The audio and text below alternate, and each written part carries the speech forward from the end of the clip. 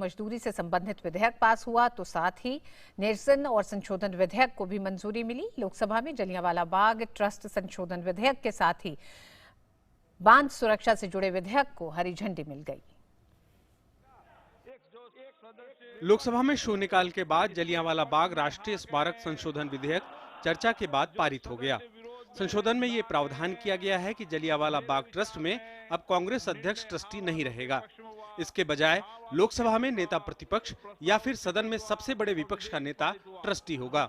साथ ही ये भी बदलाव किया गया है कि केंद्र सरकार ट्रस्ट के नामित सदस्यों की सदस्यता को बिना कोई कारण बताए हटा सकती है। इस बिल पर चर्चा की शुरुआत करते हुए पर्यटन मंत्री प्रहलाद पटेल ने कहा कि स्वाधीनता आंदोलन से जुड़े ट्रस्ट को राजनीति से ऊपर रखा जाना चाहिए। अभी तक सरकारें आती हैं और सरकारें हर संस्था पर कब्जा करना चाहती हैं। मैं अपने यशस्वी प्रधानमंत्री का हृदय से आभार व्यक्त करना चाहता हूं कि जलियांवाला बाग जिसकी शताब्दी वर्ष चल रहा है उसमें ये संशोधन लाकर इस सरकार ने जो कोशिश की है कि हमने राजनीतिकरण को अलग किया है और राष्ट्रीयकरण उस संस्था का करने का काम किया है। ये हमारी नीति है, ये हमारा विचार है। लोकसभा में बांधों के प्रबंधन से जुड़ा एक अन्य विधेयक भी पारित हो गया। इस बिल के जरिए देश भर के बांधों की निगरानी, जांच, संचालन और रखरखाव का प्रावधान किया गया है। बिल के मुताबिक अब बांध की सुरक्षा के लिए राष्ट्रीय बांध सुरक्षा समिति गठित की जाएगी। बिल में राष्ट्रीय बांध सुरक्षा प्राधिकरण और राज्य बांध सुरक्षा संगठन बनाने का भी प्रावधान किया गया है। प्राधिकरण का काम राष्ट्रीय बांध सुरक्षा आयोग की सिफारिशों को लागू करवाना है। राज्य बांध सुरक्षा संगठनों के बीच के विवादों को सुलझाना और बांध बनाने वाली एजेंसियों को मान्यता देना भी इसका काम होगा। हम बांध पे अधिकार नहीं करना चाहते। बांध आपकी प्रॉपर्टी है, बांध आपका ही रहेगा। उसमें जो पानी है वो भी आपका रहेगा, उससे बनने वाली बिजली भी आपकी रहेगी।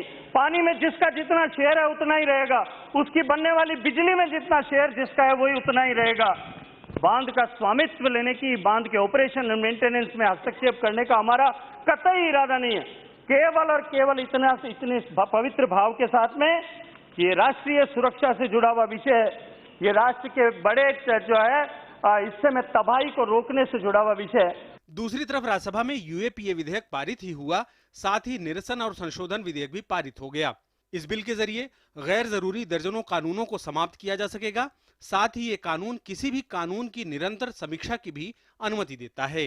दो प्रकार के कानूनों को हम विलोपित कर रहे हैं। एक जो मूल कानून है, दूसरे जो संशोधन के कानून है, the main act and the amending act.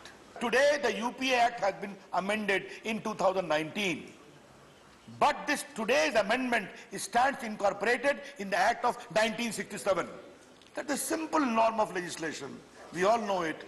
So if the amendment can go back to more than 45 years, sure it can go 1 year back. Rajya Sabha में न्यूनतम मजदूरी से संबंधित विधेयक भी पारित हो गया। ये बिल लोकसभा से पहले ही पारित हो चुका है। इस विधेयक के बाद कामगारों का न्यूनतम वेतन तय किया जा सकेगा और इससे करीब 50 करोड़ कामगारों को लाभ मिलेगा। जहां तक एम्प्लॉयर्स का प्रश्न है, पेनल्टीज को भी तर्क संगत बनाया गया है। वायलेशन के हिसाब से दंड 10,000 रुपए से लेकर 1 लाख रुपए तक का रखा गया है। सभापति जी, ये कोर्ट वेजेज एक ऐसा मील का पत्थर साबित होगा जो सभी 50 करोड़ मजदूर भाई बहनों को सम्मानपूर्ण जीवन जीने का अधिकार देगा।